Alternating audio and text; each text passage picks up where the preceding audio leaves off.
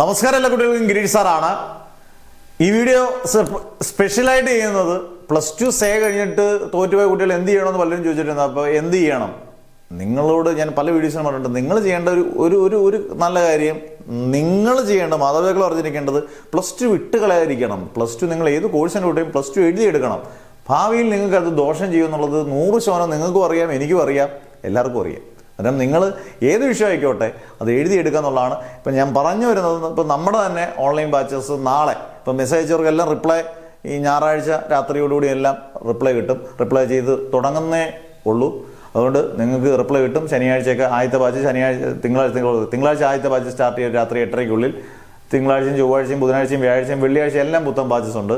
നിങ്ങളുടെ പേര്, district, WhatsApp number, +1 ഏത് കോർ ആയിക്കോട്ടെ, ഇപ്പം ഏത് സയൻസ് ആയിക്കോട്ടെ, കൊമേഴ്സ് ആയിക്കോട്ടെ, ഹ്യൂമാനിറ്റീസ് ആയിക്കോട്ടെ, നിങ്ങൾ +1 സയൻസ് അല്ലെങ്കിൽ എന്നിട്ട് എൻ്റെ സബ്ജക്റ്റ്, +2 ആണെങ്കിൽ അതിൻ്റെ സബ്ജക്റ്റുകൾ ഏതൊക്കെ എന്ന് കൃത്യമായിട്ട് കൊടുക്കുക. കൃത്യമായിട്ട് നിങ്ങൾക്ക് ഞാൻ റിപ്ലൈ ചെയ്യുന്നതായിരിക്കും.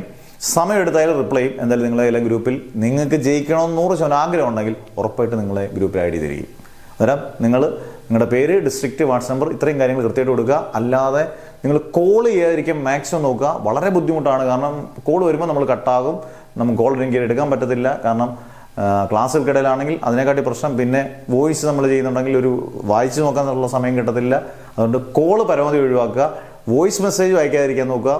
വാട്സപ്പിനകത്ത് ടെക്സ്റ്റ് മെസ്സേജ് ആയിട്ട് കാര്യങ്ങൾ വളരെ ലളിതമായ സിമ്പിളായിട്ടുള്ള രീതിയിൽ ഏതൊക്കെ കോഴ്സാണ്, എന്തൊക്കെയാണ് വേണ്ടതെന്നുള്ളത് കൃത്യമായിട്ട് കൊടുക്കുക. ഓക്കെ, അന്നേരം തിങ്കളാഴ്ച നമ്മൾ അടുത്ത അംഗത്തിന് തയ്യാറാകുന്നു. ഒരു വിഷമവും ആർക്കും വേണ്ട. നിങ്ങൾക്ക് ജയിക്കണമെന്ന് നിങ്ങൾക്ക് മനസ്സിലൊരു ആഗ്രഹം, ഒരു സ്പാർക്ക് ഉണ്ടെങ്കിൽ, ഒരു തീപ്പൊരി ഉണ്ടെങ്കിൽ അത് റെഡിയാക്കി നമ്മളെ കൊണ്ട് ചെയ്യാൻ പറ്റുന്ന മാക്സിമം ചെയ്തിരിക്കും, ഉറപ്പാണ് കേട്ടോ. ജോയിൻ ചെയ്യാം, അടിപൊളിയായിട്ട്. Never ever give up.